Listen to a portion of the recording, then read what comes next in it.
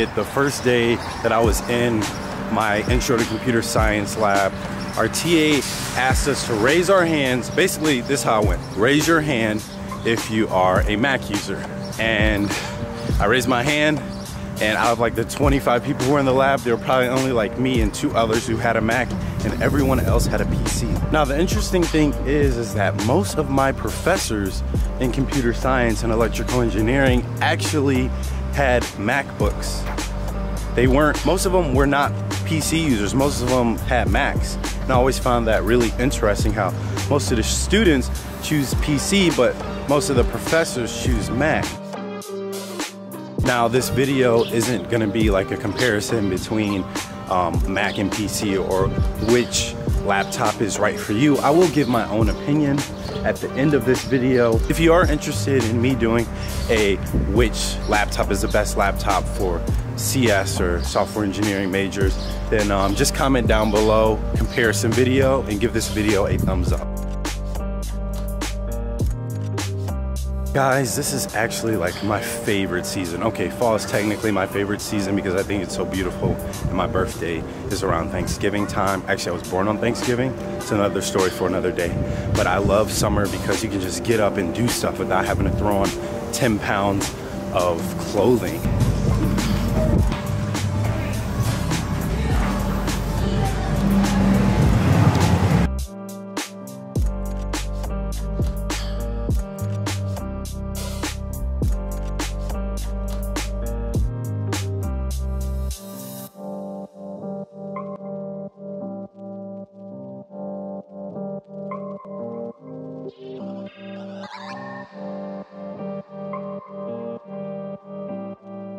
So one thing that I learned out of the gate about my MacBook Pro that I love is the terminal that was built inside the operating system or the computer in general.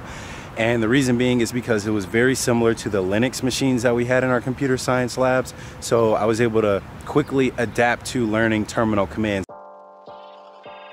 Another thing that I love about Mac and just Apple in general is the reliability you get from MacBooks.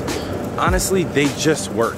Take them out of the box and they just work. I know that a big part of choosing a laptop is budget, and I understand that MacBooks typically cost a lot more than PCs. However, my opinion, it's worth it because you're just gonna have a reliable laptop that's gonna work, you know, most of the time, if not the whole time throughout college. And to fix your laptop, one thing I've noticed is that, okay, so there was a time where my MacBook Pro just stopped working, and this was at the end of junior year. So I had this laptop for 4 years without any problems. And I had to like fix, I think it was a motherboard, and Apple gave me a new display or whatever. But all that only cost $250 because Apple had like this program where basically no matter what's wrong with your laptop, it's just a $250 deductible that you have to pay. And that was great. I was able to get my laptop fixed for $250. And another thing is, I was like, okay, I decided that it was time to upgrade my laptop because my MacBook Pro was just too slow. It was what, 2017, and my MacBook Pro was like a 2012, so it was 5 years old, and it was just too slow, especially when it came to some of the things that I had to do for computer science. So I would recommend getting a 16 gigabyte of RAM laptop if you can, especially if you are doing Xcode or any like iOS development. If this little tidbit of information helps at all, the smartest professor, if not the smartest person I've ever met in my life, had a MacBook Pro, and all of my favorite professors had MacBook Pros. Since I was an engineering student, if I was gonna go with Mac, then a MacBook Pro is a must-have. I did have the MacBook Air for my last year of college, and that was a bad experience, not really because of the speed outside of using Xcode and doing iOS development, but because I got 128 gigabytes of storage, and that's just too small no matter what your major is. Unless you're gonna be using something like iCloud or Dropbox or carrying around an external hard drive every day, which I wouldn't recommend because you're on the go so much in college. The last thing you want is to forget your external hard drive at work for a project you're supposed to be working on or a paper you're writing. Portability is so important, especially if you're a college student in the Midwest or Northeast, sort of East Coast, or if your campus is just big. One thing I loved about having a Mac in college is that they don't weigh very much, and depending on how your semester is laid out in terms of your courses, you may be carrying around some heavy books. So when you add the weight of your laptop, your water bottle, your lunchbox, your gym clothes, your books, and any other accessories, it can get quite heavy. This is an underrated feature. As a high schooler, you really don't think about this very much because you're just walking back and forth inside the building, of course, to different classes. But in college, if you go to a school that has a pretty large campus, you're gonna want your accessories, your technology to be as portable as possible and as light as possible, especially during those dog days of summer when you're walking to and fro class and you're freshman or sophomore, you're underclassmen, so you have courses, so you have classes all around campus because you're taking some of your gen eds, and it gets hot during the summertime and you start sweating and it's just a gross feeling. Trust me, I know, I'm a sweater.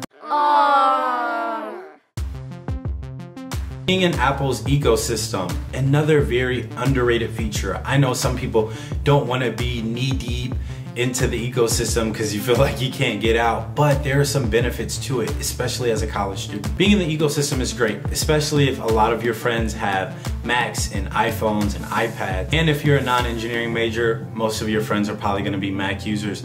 I remember all the classes I would be in that were outside of Russ College of Engineering. Most of the students had MacBook Airs or MacBook Pros, which was refreshing to see because I didn't really see that in engineering college as much.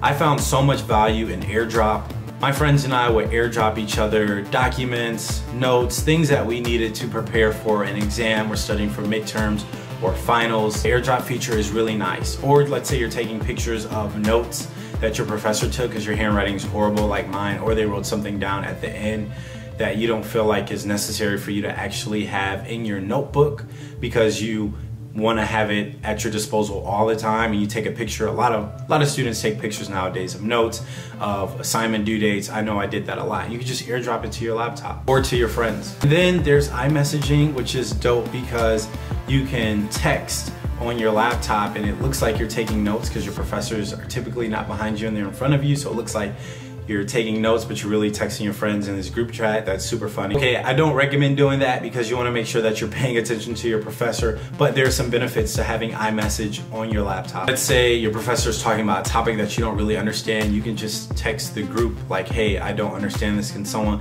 explain this to me quickly? Someone explain this to me, and they can quickly get back to you, and you can still stay productive without having to go on your phone. Ergonomics. Hello. Trackpad. I love you.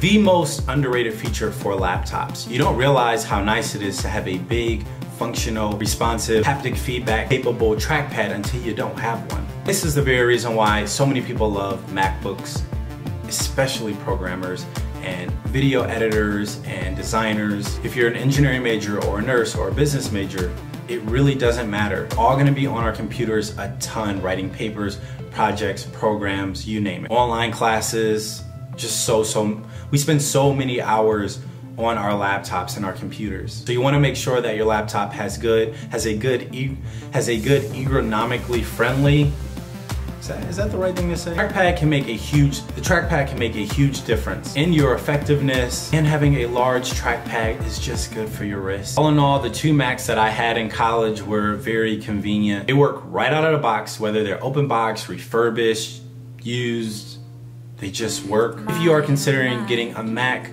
my recommendation is to either go the refurbished route or the open box route at Best Buy or Micro Center. Keep in mind, if you see a good deal at Micro Center, Best Buy typically will, not typically, Best Buy does price match. So if you see a good deal at like B&H Photo or something like that, another reputable place, then tell the person that's working at Best Buy that's trying to get you a new MacBook about those deals. And obviously you want to use those student discounts because you can save hundreds. So yeah, those are my experiences using a MacBook Pro and a MacBook Air, but mostly in college I had a MacBook Pro. If you like this video at all, give it a thumbs up, share it with someone who you think might find value in watching this video, and comment below some of your thoughts if you're a MacBook user or even if you're a PC user and some of the benefits from having a PC. If you are interested in a MacBook, my recommendation for technical majors is to get a MacBook Pro that if you can afford it, that's the laptop that you should get. Definitely stay away from the MacBook and stay away from the Air unless it's 256 gigabytes or even 512 gigabytes. And if you're a non-technical major, the MacBook Air is a great computer. It's fast, the screen is nice, resolution is great, it's portable, it's lightweight, and it has the longest lasting battery, so that's a great laptop. With that being said, that is the end of this video. And don't forget to hit that subscribe button. And if you already hit that subscribe button, make sure you hit the bell so you know whenever I'm dropping a video, you get that notification and you can comment first. All right, I'll see y'all later. Peace. Your laptop.